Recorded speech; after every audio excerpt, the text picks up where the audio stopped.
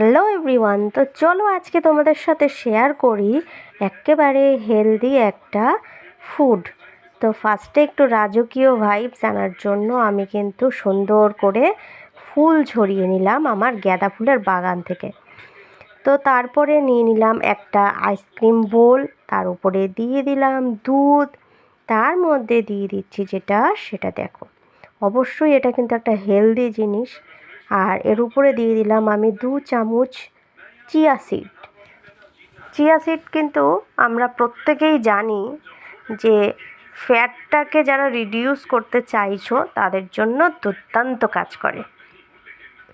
তো আমি কিন্তু এখানে জলের বদলে দিয়েছি দুধে ভিজিয়ে সুন্দর করে, বেশিক্ষণ ভিজাইনি সেই কারণে একটু একটু দানা রয়ে গেছে যেগুলো ভালো করে ভেজে নিই।